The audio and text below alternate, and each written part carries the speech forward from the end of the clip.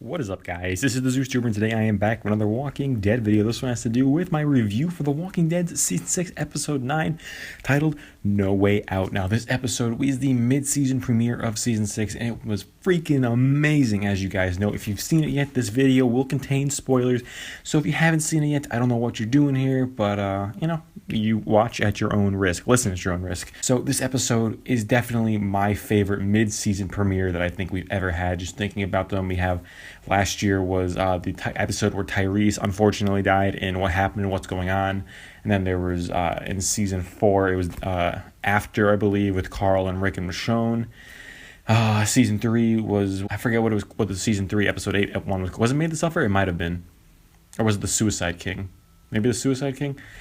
I don't know, guys, but I know it's probably been my favorite mid-season premiere thus far.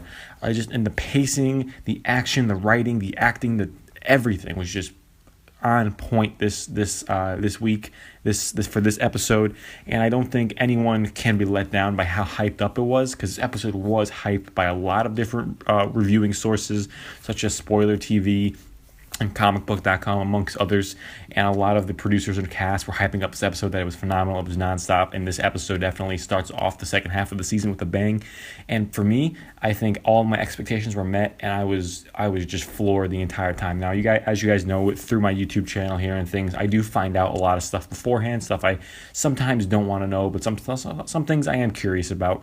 So I did find out a few things about this episode, as some of you might know, but still, even going into this pretty much knowing and expecting what was going to happen, I still enjoyed this episode thoroughly. Just seeing it all come together on screen, in full quality and all that, it's really something that I enjoy, and it was just one of, I can't say enough good things about this episode. It really has been one of my favorites. Just some of the scenes, obviously the cold open for this episode was phenomenal. Just the dialogue between one of the saviors there, the lead savior, well, not the lead savior, but the leader of that small group of saviors, and with Daryl and Sasha and Abraham, that whole sequence there. I think we all basically knew they were going to get out of there alive. At least our group was, but I still think they did a great job with the dialogue and how it was all shot, and how the music, the score by Bear McCreary, it all came together very nice and created a very tension-filled scene, although we knew things weren't going to get too bad. But the whole RPG scene, although I heard rumors about it happening beforehand, amazing, guys. That was fun to watch. That was one of those really good payoff moments that I think fans have been wanting for a while. Not necessarily that particular scene when we all wanted a payoff moment, but I think we needed a payoff, especially for getting through a so-so mid-season finale. And that was definitely a great way to start off the episode. And I'm sure a lot of you agree. It was well shot, and seeing the guy's head, the charred head after, was just insane. I thought that was well done. Obviously, some of the other highlights were the big scene from the comics, Sam freaking out, getting chowed, followed by Jesse, almost followed by Carl, but then Rick does what he has to do, and then that whole sequence there, Carl getting shot in the eye, I thought that was handled very well, and it was a very intense scene. The way it all transpired was a little bit different than how I had in my head. I thought it was going to be a little bit of a more fast-paced scene. Not to say that it was slow or anything, because it was definitely a fast-paced little segment to the episode, but it just played out a little bit. It was more prolonged than I figured. I thought it was going to be, Sam, Jesse, and then Rick's going to be make a split-second decision and just chop off the hand. It was a little bit more thought out. There was a little more going on. He had some memories of Jesse there for a second, which I think added some more emotional weight to the scene, which was good. So I can't complain about that. But it was great. The visual effects and the special effects for Carl's eye wound was cool. And then I think the highlight for me overall from this episode was the whole Walker killing montage from pretty much all of the characters. Just seeing just how we start off with Rick going out there, inspiring everyone else to join him in the streets, fighting with the Walkers, and then the iconic military formation they had going on there from the comics. I mean, I guess it's not military, but just the phalanx formation. I think that's what it's called. I don't know. Don't quote me on that. But I know they had their little formation that we've seen before, going into the prison and such. That was cool to see, and I think the group is much stronger now because they didn't lose a heck of a lot of people.